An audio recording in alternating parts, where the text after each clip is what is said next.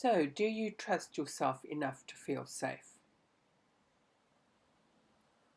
Our culture is always in such a hurry, so much so that we get lost in our heads in the acts of just doing, and we forget about just being.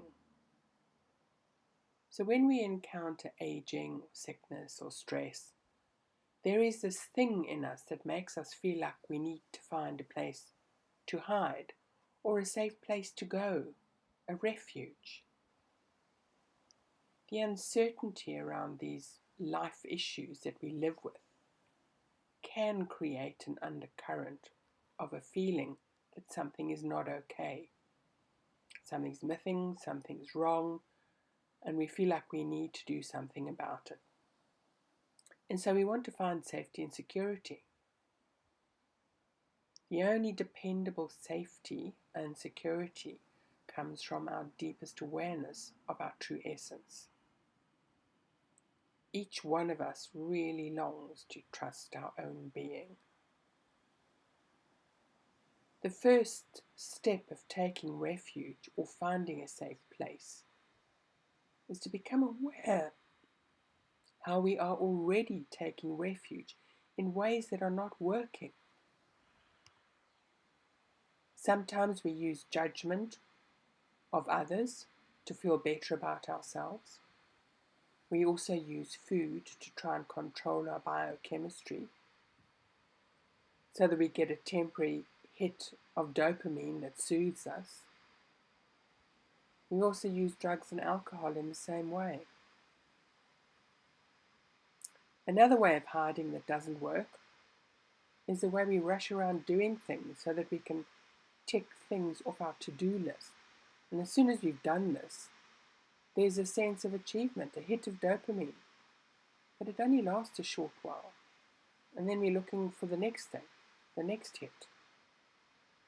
So have a little think about how you hide from uncomfortable emotions and situations that cause those emotions. Okay, so how can we find a way to take refuge and to feel safe? When we're with others, we want them to approve of us. We want them to like us or leave us alone. In some way, when we are with others, we are trying to control what happens. So if something happens that we don't like, we chase things that distract us. We really want to hide and to find refuge. And when we do this, we leave our bodies. We leave the present moment. We even leave nature behind. And we also leave others behind. There's no intimacy, no connection with ourselves or with others when we are chasing these distractions, which means we have less connection with everything.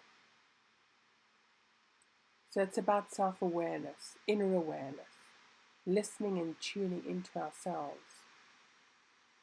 So just try this to illustrate this. Close your eyes for a couple of seconds. And try not to be aware of anything for the next few moments. Just concentrating on not being aware of anything.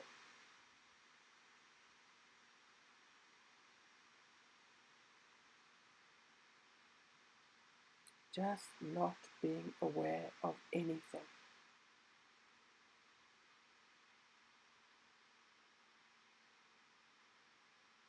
It's unlikely that you can do this because awareness is happening all the time. We are just not aware that we are being aware because we fixate on objects and what's going on around us. And we drift away from intimacy and connection, that listening and tuning into ourselves. Okay, you can open your eyes now. So awakening to this awareness is how we can realize our potential.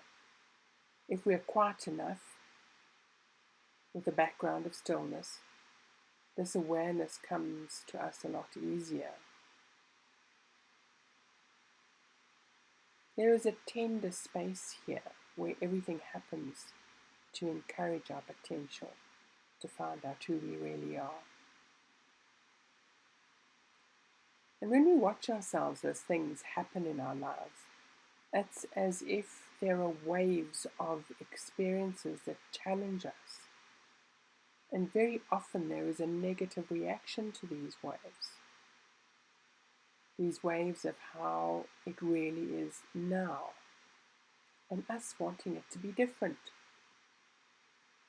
I have an inner grumbler just like everyone else. So if we can learn to stay with these waves instead of trying to escape them, we can realize who and what we are and learn to trust ourselves. Something deep inside us knows that. So we have to stay and be with these waves,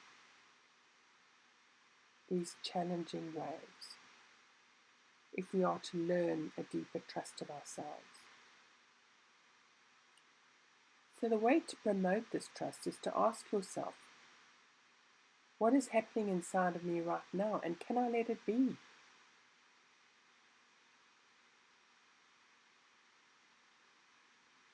Asking yourself this question will always bring you back to trusting deeply in yourself.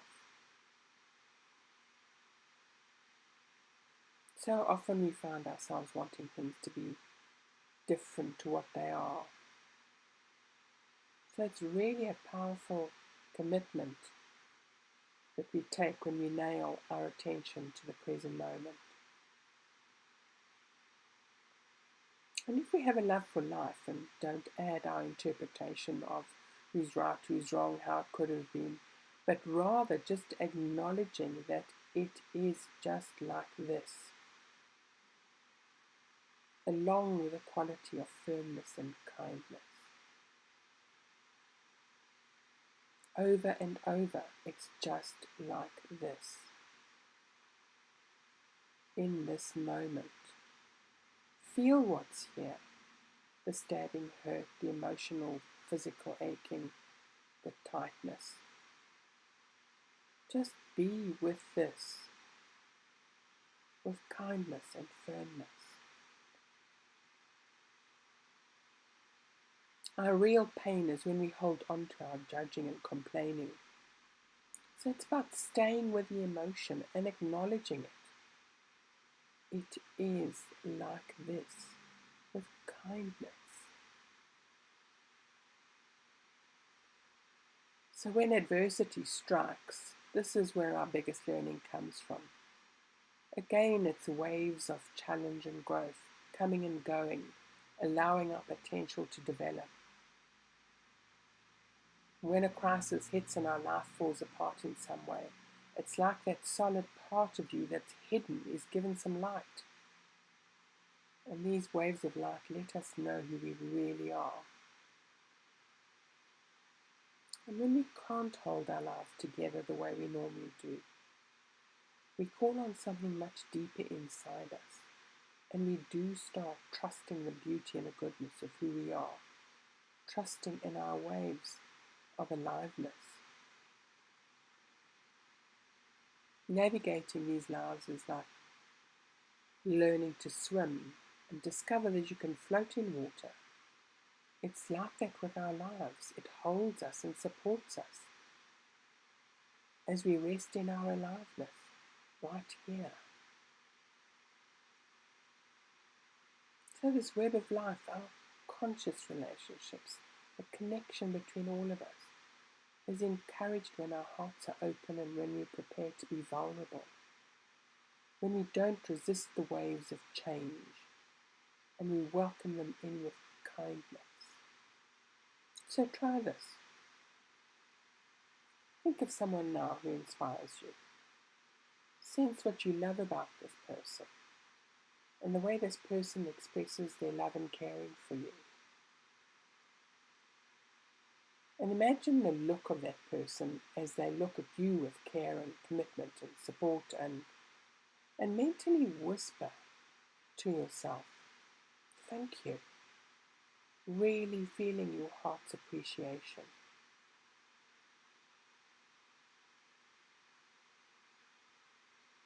And now also include family members, close friends, and friends who are part of your community, part of your life, with who you sense a feeling of belonging and sense a quality of togetherness, and include all of these people that you've brought to mind in this feeling that you have of being loved, recognized as a worthwhile human being, as being cared for, being supported, and easily surfing the waves of change with a resilience and love for life.